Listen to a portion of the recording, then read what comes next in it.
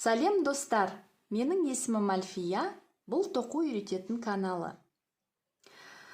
Мынау енді менің алғашқы видеом. Менің каналым бар YouTube'да, бірақ ол орыс тілінде. Қазақша тілінде ашқаным мен идея болып жүретін мен ойымда бірнеше ай қазақша ашу керек деп каналды.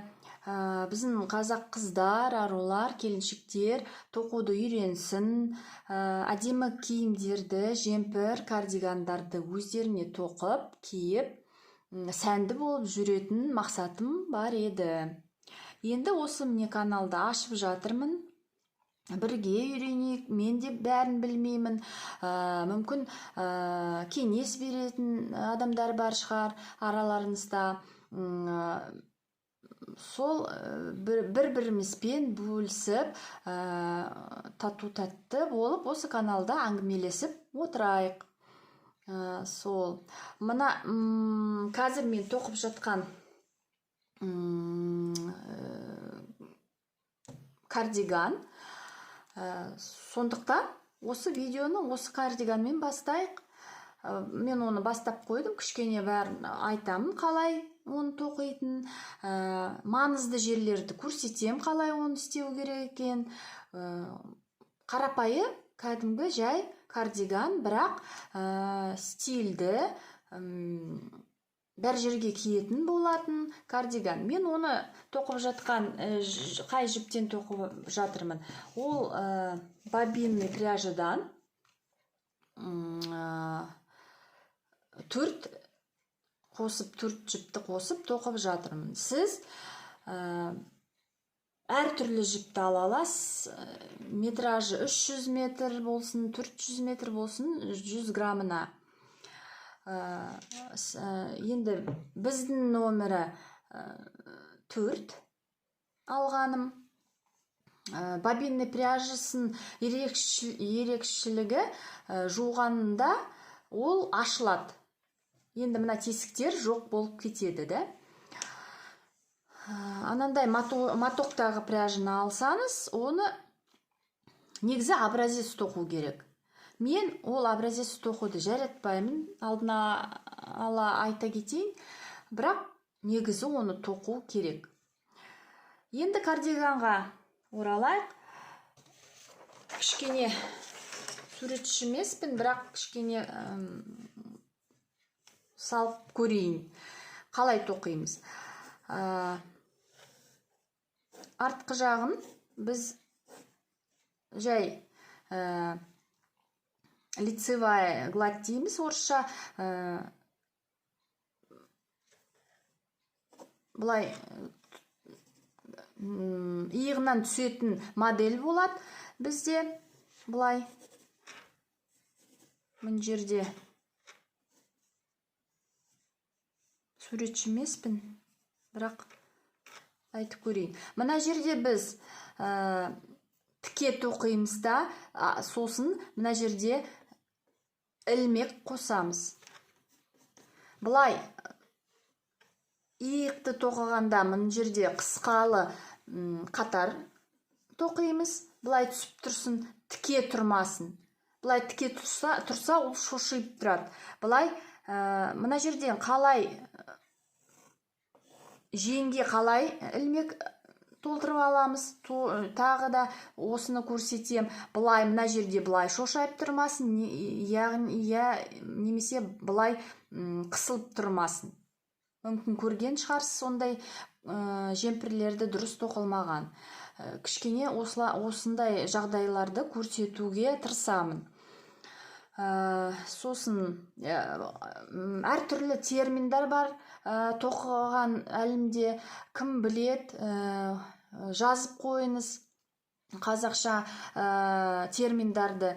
Өте рахмет, риза боламын. Сосын тағы не? Бұл деген артқы жағы кардиганның. Алдыңғы жағы енді тап солай соншама ілмек аламыз, алдын ала тап солай мына жерде қосамыз. Бірақ мына жерде ашық болады. Мына планка дейміз ғой, ілгек тағатын жері, оны бірге тоқимыз. Кішкене жеңілдетеміз. Мына жерде ілгек саламыз. Осындай кардиган тоқып жатырмыз. Мен 44-46 размерге тоқып жатырмын. Сіз образец тоқып, өздеріңіз санап аласыз. 10-10 образец тоқып, оның ішінде 10 сантиметрдің ішінде неше ілмек бар, оны 10-ға бөлесіз, сосын оны көбейтесіз өз размеріңізға. Мынау менде 55-56 сантиметр. Бірақ маған керегі 44. Мен 44 кем ғой. Мынау кішкене үлкенірек. Кардиган өзі сондай моделі тоқылып жатыр. Сол 44-46 размерге тоқып жатырмын. 10 сантиметр кішкене үлкенірек болу керек. Сол. Енді мен 4-ші номер бізге 124 ілмек алдым. Сосын мынандай резинка, бірақ оның аты бар қазақша, әлі үйренбегендіктен резинка деп атай берейін. Резинка тоқыдым, 2-2, 2 лицевая, 2 теріс петля, бет петлясы ілмегі, теріс ілмегі тоқыдым 6 сантиметр. Сосын тіке тек бет ілмектермен үске қарай дым өзгертпей тоқисыз 124 петлямен, ілмекпен негізі. Сол. Мына жерде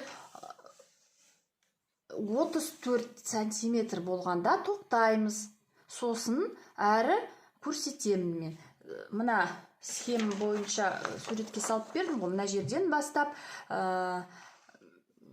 қосамыз, ілмек қосамыз, 7 рет қосамыз, арасын санап алу керекпіз. Мына жеріміз 18 сантиметр болу керек. 18, 19, 11 формуласы бар. Бір каналда бір келіншек күшті болып айтатын. Соны мына жерде 7 рет қосу керекпіз. Мына женіміз дұрыстап әдемілеп жатқанын қаласаңыз. Сол. Енді мына жерді тоқып 34 сантиметрге келгенде мен тағы да қосыламын, көрсетемін, айтып беремін қалай не істеу керек екен. Сол. Жақында мен свитер тоқып бітірдім.